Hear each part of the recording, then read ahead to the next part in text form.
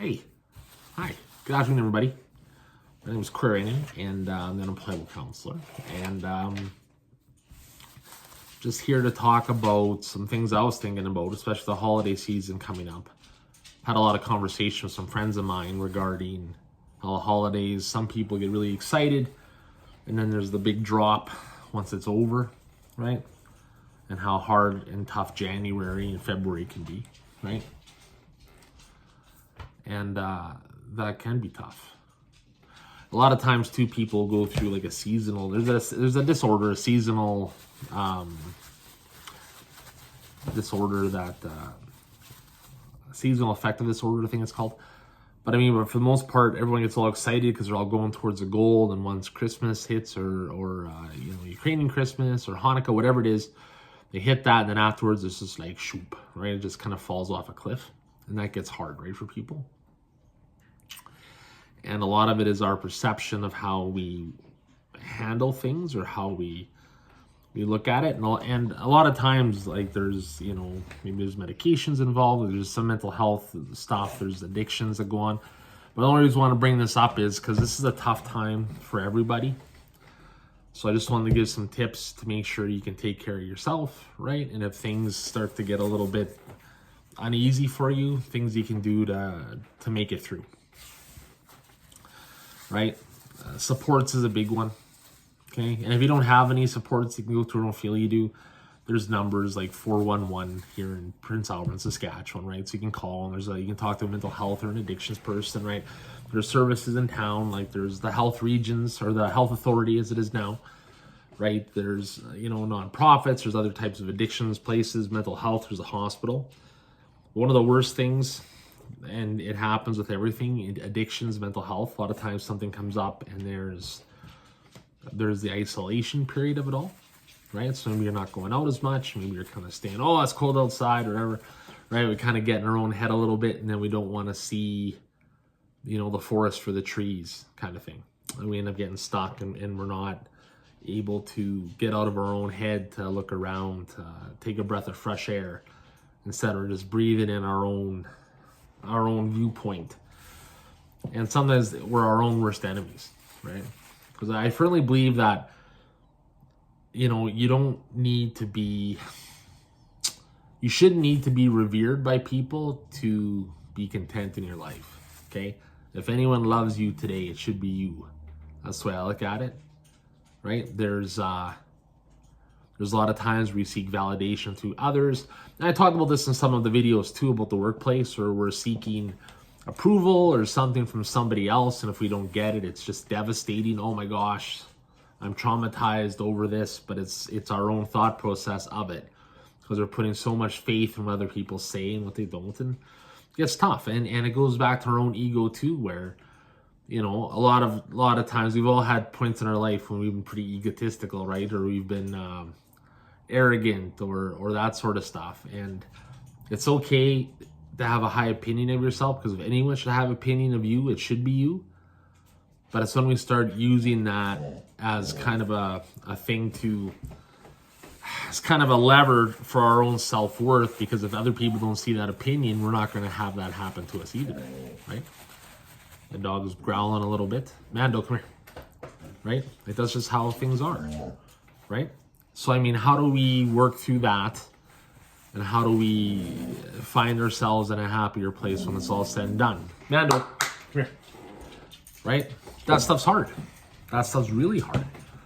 Because if we're used to getting our strokes, for lack of a better word, from somebody else, then when we don't get them, then we're kind of caught, right? And we find ourselves being like, oh man, it's like, what's the next step? How could they not recognize this, right? And then it feeds into our own insecurities and our own self-doubts about ourselves, because how can you not see this, right? And it's like, you're offended that no one's seeing your point of view, right?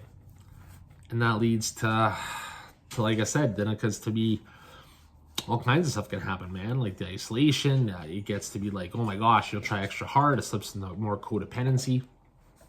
All these things are a big cycle that seems to chase itself around over and over again with no real end game in sight, right? And the only person that can end that is you, right? I'd put up another video earlier today, but I realized it was a rough draft of something I was going with.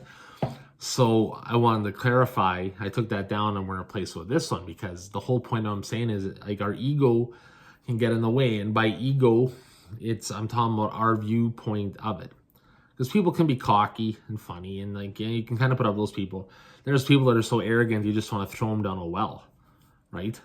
It's like, I'm enough.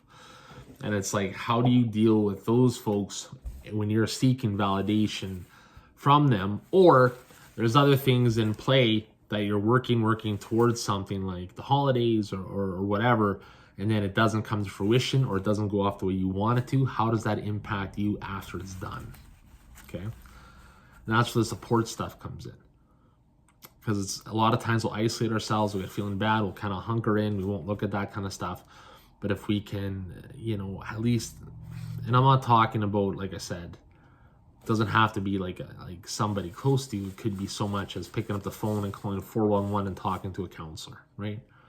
Or going up to the hospital and talking to them. Or, addiction places all over town, nonprofits. There's always people around in those helping professions that if you call, they're bound to be like, okay, right? They can't turn you away in those circumstances if you're calling and you're struggling, okay? And that's what this video is about, because a lot of people struggle over this time of year.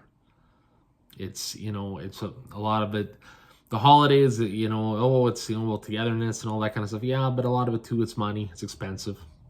There's expectations that are placed on it, even though there's not any expectations. Like, honestly, just being with family or friends should be enough. That's the whole premise of it, but it turns into more of a commercialized process, and that can weigh heavily on us too, especially if we're not, super rich or not those kind of things, right? That starts to impact us too. Then I guess you're like, oh man, I'm a failure because I can't get the latest Xbox or something, or whatever the case may be. So the premise of this video is this. If you feel, if you're struggling, you're not alone. Lots of people are struggling, okay? Reach out.